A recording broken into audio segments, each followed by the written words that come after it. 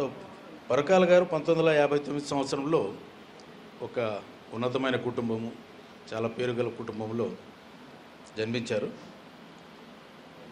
వాళ్ళ ఫాదర్ పరకాల శేషావతారం గారు చాలాసార్లు దాదాపు 5 సార్లు ఏమో వాళ్ళు ఎమ్మెల్యేగా ఎలెక్ట్ అయ్యారు. ఆ తర్వాత మినిస్టర్గా, క్యాబినెట్ మినిస్టర్గా ఆంధ్రప్రదేశ్లో పనిచేశారు. ఎలాంటి మచ్చ లేకోకుండా రాజకీయ జీవితాన్ని ముగించారు.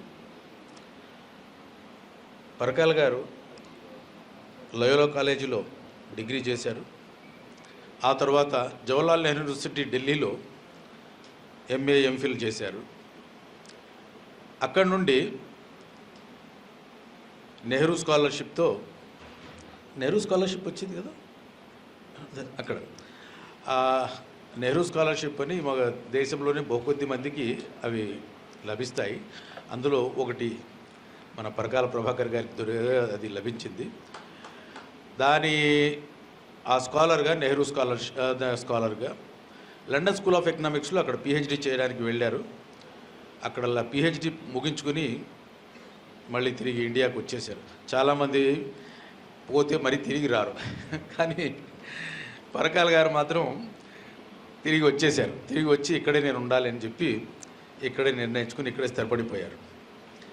ఇంకా అదే సమయంలో పరకాల గారిని ఆయన వచ్చిన వెంటనే ఆయన ఉద్యోగము అది ఇది చేయలే. తన ఒక రీసెర్చ్ ఇన్స్టిట్యూట్ని మాకు జేఎన్యూలో చాలామంది ఇది వాళ్ళు ఇన్స్టిట్యూట్స్ పెట్టుకున్నారు. రీసెర్చ్ ఇన్స్టిట్యూట్స్ పెట్టుకుని దాన్ని ముఖ్యమైన విషయాలు, దేశానికి ఏ విషయాలపైన చర్చించాలి, ఏ విషయాల్ని శోధించాలి, ప్రజలకు తెలియజేయాలి, మరి తర్వాత ప్రభుత్వాలు ఆ విధంగా పోవడానికి పనిచేయాలి అనే ఉద్దేశంతో రీసెర్చ్ ఇన్స్టిట్యూట్స్ని పెట్టుకున్నారు. అదే దారిలోనే అప్పటికే కొద్దిమంది ఉన్నారు. మన పరకాల గారు కూడా హైదరాబాద్లో ఒక రీసెర్చ్ ఇన్స్టిట్యూట్ పెట్టారు.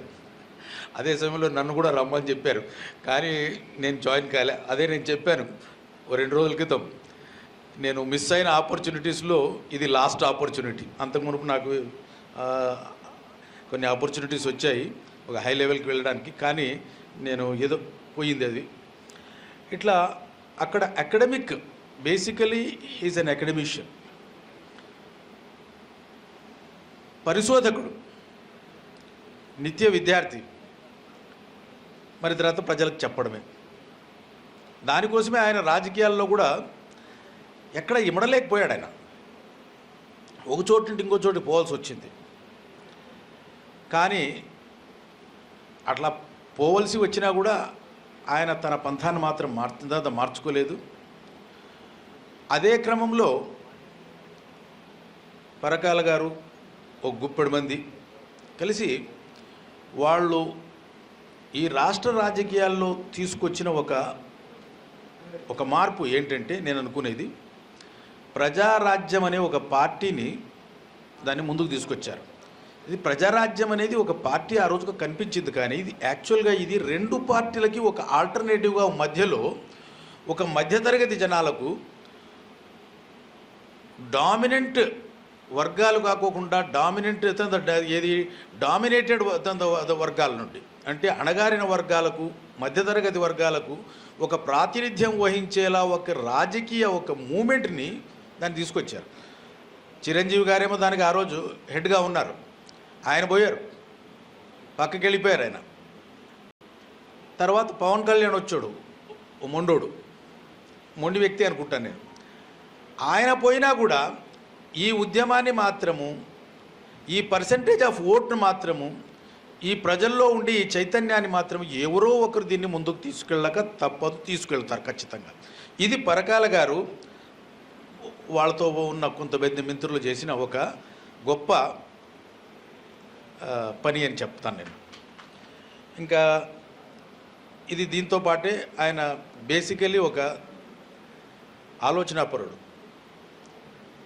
ఎప్పుడు ఆయన పనే ఇది, ఆలోచన చేయడమే, రాష్ట్రం గురించి ఆలోచనమే, ప్రజల గురించి ఆలోచన చేయడమే. అదే విషయంలోన ఈ గత 15 ఏళ్లలో ఏం జరిగింది, మోదీ గారు వచ్చిన తర్వాత ఎలా రాజకీయాలు పూర్తిగా మారిపోయినాయి, దాని గురించి చాలా కూలంకషంగా ఆయన చాలా ఆర్టికల్స్ రాశారు. మరి తర్వాత ఈ మధ్యనే ఒక పుస్తకం కూడా తీసుకొచ్చారు. సో ఆ పుస్తకం అంతా ఇంగ్లీష్లోనా మరి తర్వాత తెలుగులోనా రెండిట్లోనా ఉంది. అది the crooked timber of new India అని చెప్పి దాన్ని తెలుగులో కూడా అనువదించారు. అది వర్తమాన రాజకీయ పరిస్థితుల గురించి కూలంకషంగా అన్ని వివరాలు దాంట్లోన తెలుస్తున్నాయి. ఇంకా ఈ మధ్యనే మరి ఇంకా కొన్ని పుస్తకాలు రాయడంలోనే ఉన్నారు సారు. సో ఆయన ఓ నిరంతర విద్యార్థి, నిరంతర పరిశోధకుడు, నిరంతర చింతనమే ఆయన పద్ధతి. ఆయన చింతన గురించి మనం విందాం ఇప్పుడు.